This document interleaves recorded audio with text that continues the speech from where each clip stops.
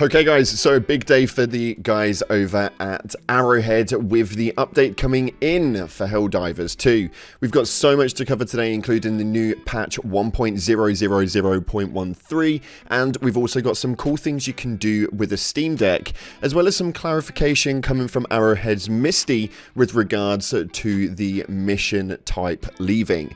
There's been a lot of information going up in the last 24 hours, and you know full well that it's my job here to bring it to you guys. So if you haven't already, smash that beautiful blue thumbs up and subscribe with post notifications turned on. It'd be greatly appreciated. And on top of that, check out our sponsor, Advanced GG, the #1 clinically proven energy supplement on the market. Now, my favorite flavor is cherry vanilla, but you guys can catch an array of flavors via the link in the description, and using code CLOUD at checkout will get you a cheeky discount. Salute emojis in the chat for all of democracy. And with that being said, let's dive on in to the news today. So Helldivers, as of an hour ago, posted up a tweet stating, "Support incoming, we have issued a patch for players that addresses problems with super credit purchases, stabilities, and more." Now this is doing really well already, but when we take a look at the actual fixes that they've got over on the Steam page, we can see quite a lot, with the quotations of "Good day divers, freshly baked patch notes coming in," with a load of fixes and some known issues that they're going to be approaching over the ongoing weeks. But as of right now, the fixes that they have had is they've got an improvement on the login speed and error messages on the PlayStation 5. They've also got some more support for AZERTY keyboards by allowing the ship HUD shortcuts to be rebound. They fixed the super credits not showing up for the purchased or collection, and they've also fixed the premium war bond not being accessible after purchase, which so far that is absolutely A grade. The fact that they've got more stuff on here is actually incredible, because that alone would have been enough for me as far as an update to the game today. Next up though, they have got a load of fixes, including the crash which would occur when a player changed their rank or title, missing text in the HUD for acquisitions and social menus. They've also fixed a crash which would occur while browsing missions, which I haven't actually heard of.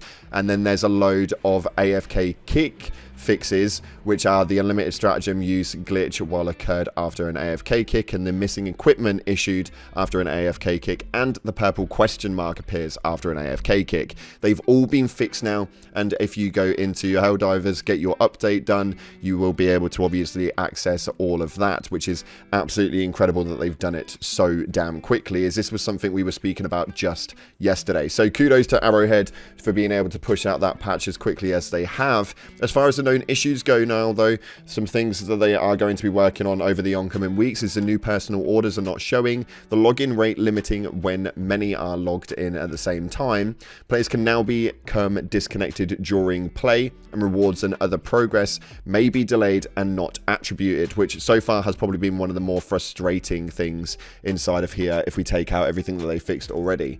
There's various UI issues may appear when the game interacts with servers, and also pickup of certain objects in-game may cause characters to freeze in place for an extended period of time. Also pretty damn frustrating. Now, some games would not be joinable by others for a short period of time due to a heavy load, and other unknown behaviors may occur. As far as the Japanese VO is missing though from the intro cutscene and ship TV, and also the armor values for light, medium, and heavy armor do not currently function as intended. Now, these are things that they're obviously working on as of right now, but Max Karlberg, the release manager, stated at the bottom, "As always, continue to do your part and stay strong in the face of adversity." What an absolute lad. I absolutely love that. They've done an amazing job with this so far, and the patches have addressed exactly what it is we need them to address as far as prioritizing correctly and not just putting out some weak-ass update with some really mediocre low-level sort of changes. So it's really nice to see that they're actually listening, and as far as the development team go, considering they are relatively small and this hasn't been something that we thought was ever going to come for Helldivers 2, they seem to have done an absolutely incredible job. So massive round of applause to the CEO of Arrowhead, Johan, and his team for pushing out such an incredible update for a game which seems to be doing incredibly well.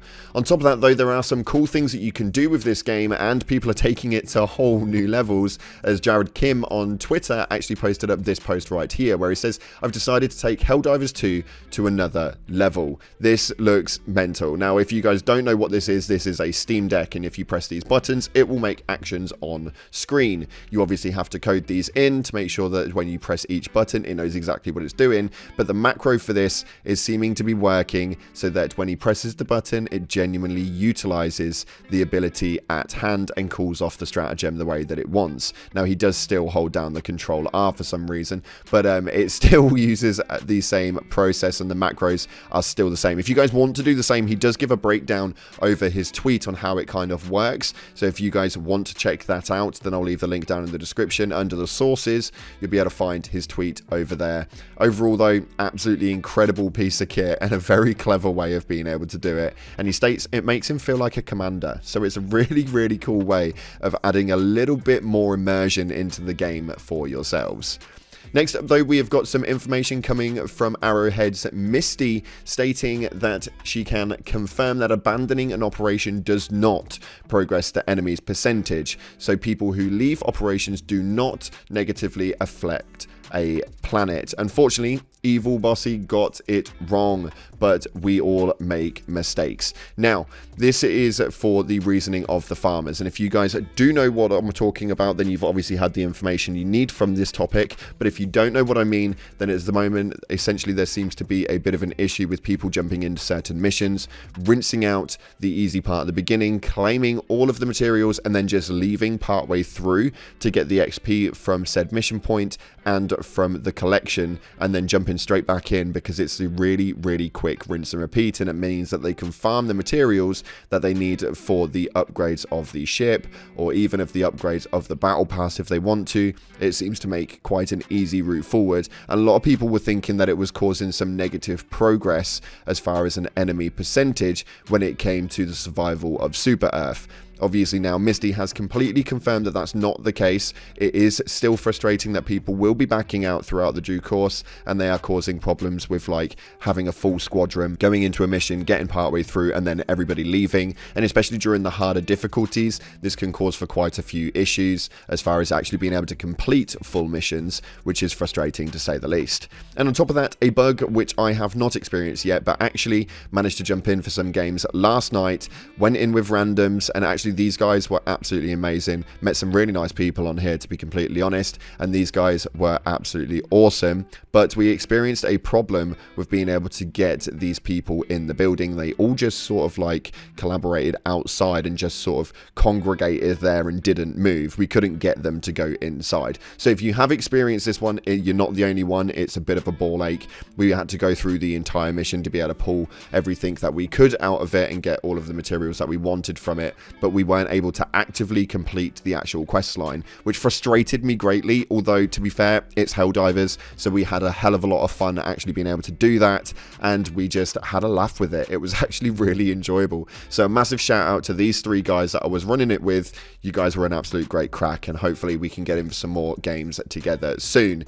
If you haven't already though, because that's unfortunately all we've got time for today, make sure you smash in that like button and subscribe for more content here on Helldivers. I'm posting up 2 videos a day at the moment, and we've got all of the news related to the game for you guys. And if there's anything else you want to see from me with regards to this game, then make sure that you stay tuned to the channel, because we want to try and get up as much as possible.